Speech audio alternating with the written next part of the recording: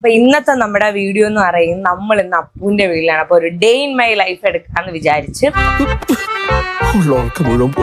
ഇപ്പൊ ഞങ്ങൾ ഉറക്കമൊക്കെ എണീറ്റതേ ഉള്ളൂ. ഉറക്കം എണീറ്റിട്ട് കുറച്ചു നേരമായി. ഒരു എഴുന്നേറ്റ് പാടോ, നിന്റെ എച്ചിൽ കഴുകാൻ നീ എനിക്ക് ശമ്പളമൊന്നും തരുന്നില്ല.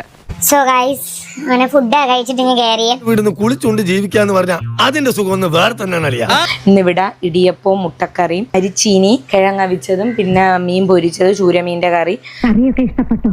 സത്യം പറയാലോ, വായ വെക്കാൻ കൊള്ളില്ല, പിന്നെ വിശപ്പോണ്ട് കഴിക്കുക. സോ അപ്പൊ എനിക്ക് രാവിലെ കഴിക്കാൻ ഭയങ്കര ബുദ്ധിമുട്ടാണ്. അപ്പൊ ചേച്ചി ഉണ്ട് ഇവിടെ. ചേച്ചി രാവിലെ എനിക്ക് ചേച്ചിയെല്ലാം വെച്ചിട്ട് പോയി. തൊലിക്ക് നല്ല കട്ടിയാണല്ലേ. അപ്പൊ എനിക്കറിയാം നിനക്ക് ഒന്നും ചെയ്യില്ലേന്ന് ചോദിച്ചാൽ എനിക്ക് അറിഞ്ഞൂടാ ഗൈസ്. എനിക്കൊരു ഉണ്ടാവില്ല, കൈ കഴുകി വെട്ടി ഒഴുകാനൊക്കെ വന്നേക്കട്ടെ. എനിക്കങ്ങനെ ഒരു ശീലമൊന്നും വന്നിട്ടില്ല. രാവിലെ എണീറ്റ് അങ്ങനെ ചെയ്യണേന്നും മേ ബി വരുമായിരിക്കും. ഹെൽപ്പ് എനിക്ക് വേർപ്പിന്റെ അസുഖമുണ്ട്.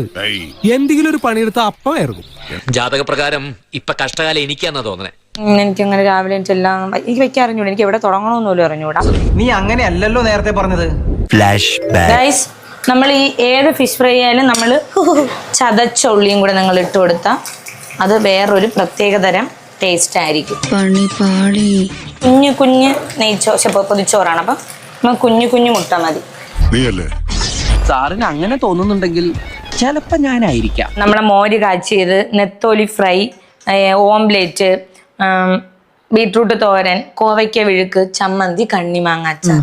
നല്ല കൈപ്പുണ്യുള്ള പാചകക്കാരനാ. കയ്യടി ഇത്രയും കഷ്ടപ്പെട്ടിരുന്ന് ഉണ്ടാക്കിയതും പോരാ. എനിക്കങ്ങനെ രാവിലെ എല്ലാം എനിക്ക് വെക്കാൻ അറിഞ്ഞൂടാ. എനിക്ക് എവിടെ തുടങ്ങണമെന്ന് പോലും അറിഞ്ഞൂടാ. നിനക്ക് എങ്ങനെ സാധിക്കുന്നത്? ഒരു ഉടായിപ്പായിട്ട് ഇറങ്ങിക്കോളൂ. പിന്നെ എവിടെ പൂട്ട് നമുക്ക് പോവാന്ന് പറഞ്ഞ മീൻ പിടിക്കാൻ വൈകിട്ട് എനിക്കിവിടെ വർത്തമാനം കെട്ടിട്ട് ചൊറിഞ്ഞോണ്ട് വരുത്. മീൻ പിടിക്കാൻ പോകണം. Please please please.